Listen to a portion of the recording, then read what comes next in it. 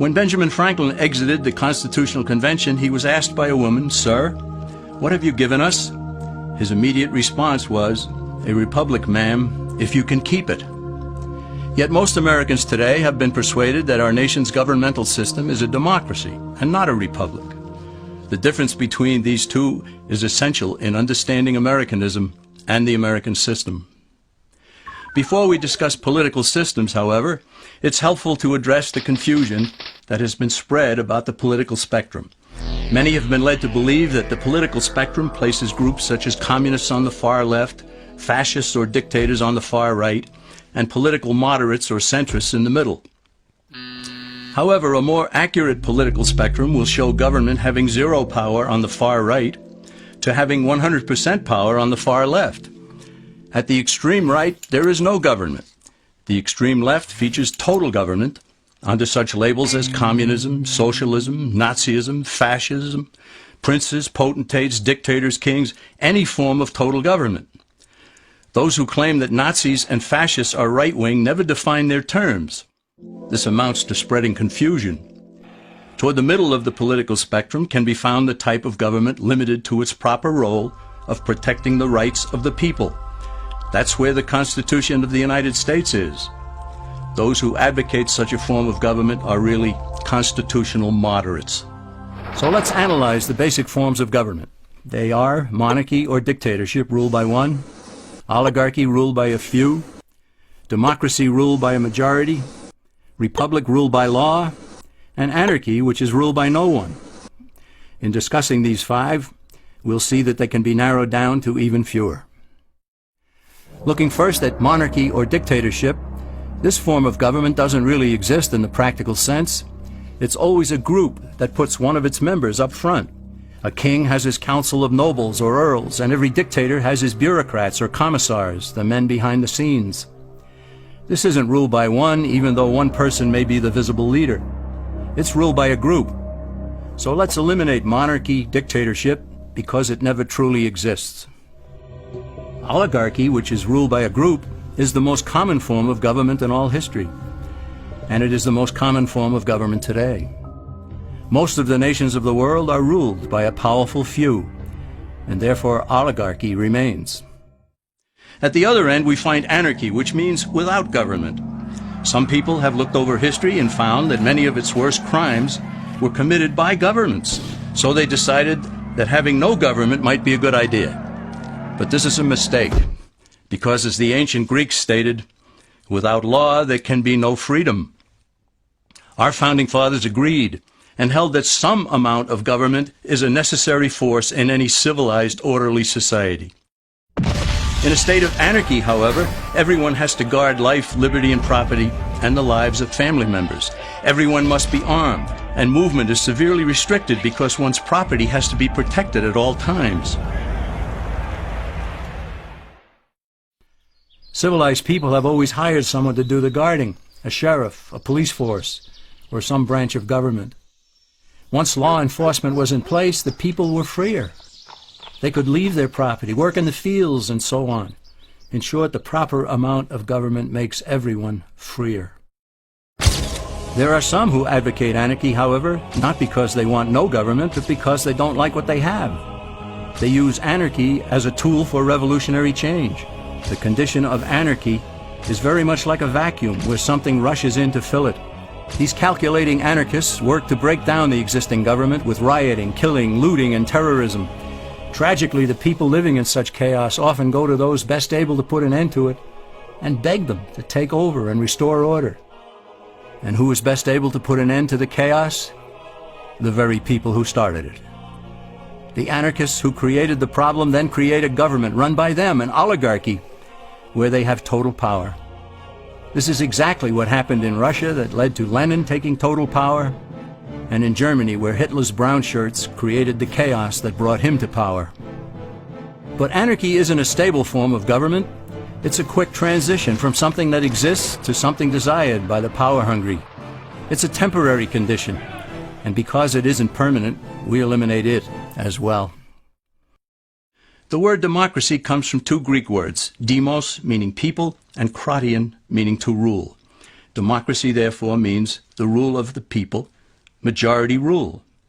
This, of course, sounds good, but suppose the majority decides to take away one's home, or business, or children.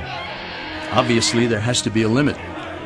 The flaw in democracy is that the majority isn't restrained. If more than half the people can be persuaded to want something in a democracy, they rule. What about republic? Well, that comes from the Latin, res meaning thing, and publica meaning public. It means the public thing, the law. A true republic is one where the government is limited by law, leaving the people alone. America's founders had a clean slate to write on. They could have set up an oligarchy. In fact, there were some who wanted George Washington to be their king. But the Founding Fathers knew history, and they chose to give us the rule of law in a republic, not the rule of a majority in a democracy. Why? Let's demonstrate the difference in the setting of the Old West. Consider a lynch mob in a democracy. 35 horseback riders chase one lone gunman. They catch him, and they vote 35-1 to hang him. Democracy has triumphed, and there's one less gunman to contend with. Now consider the same scenario in a republic. The 35 horseback riders catch the gunman and vote 35-1 to hang him, but the sheriff arrives, and he says, "You can't kill him. He's got his right to a fair trial." So they take the gunman back to town. A jury of his peers is selected, and they hear the evidence and the defense, and they decide if he shall hang. Does the jury even decide by majority rule?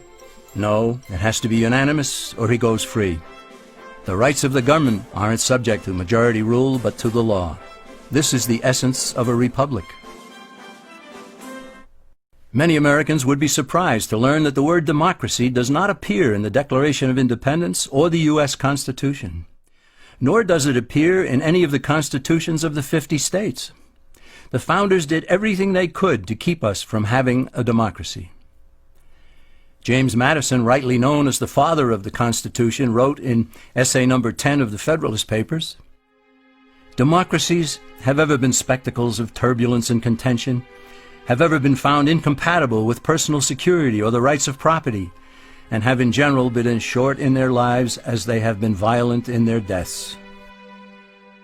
Alexander Hamilton agreed, and he stated, "We are a republican government. Real liberty is never found in despotism or in the extremes of democracy." Samuel Adams, a signer of the Declaration of Independence, stated, "Democracy never lasts long. It soon wastes, exhausts, and murders itself." The founders had good reason to look upon democracy with contempt, because they knew that the democracies in the early Greek city-states produced some of the wildest excesses of government imaginable. In every case, they ended up with mob rule, then anarchy, and finally tyranny under an oligarchy.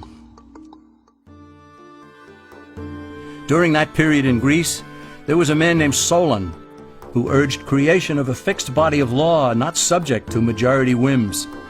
But where the Greeks never adopted Solon's wise counsel, the Romans did. Based on what they knew of Solon's laws, they created the 12 tables of the Roman law and, in effect, built a republic that limited government power and left the people alone. Since government was limited, the people were free to produce, with the understanding that they could keep the fruits of their labor. In time, Rome became wealthy and the envy of the world. In the midst of plenty, however, the Roman people forgot what freedom entailed.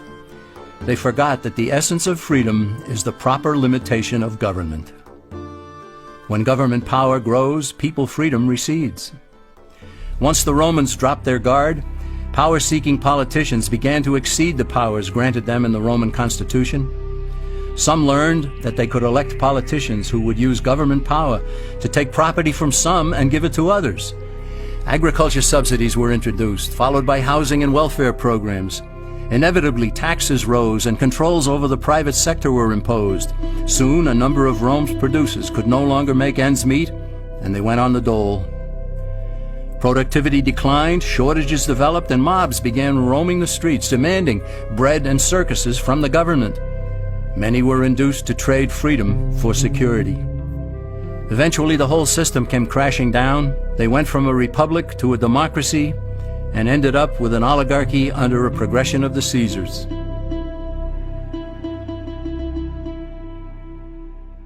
Thus, democracy itself is not a stable form of government.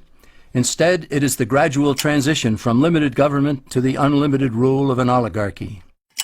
Knowing this, we as Americans are ultimately left with only two choices. We can keep our republic, as Franklin put it, or we will inevitably end up with an oligarchy, a tyranny of the elite.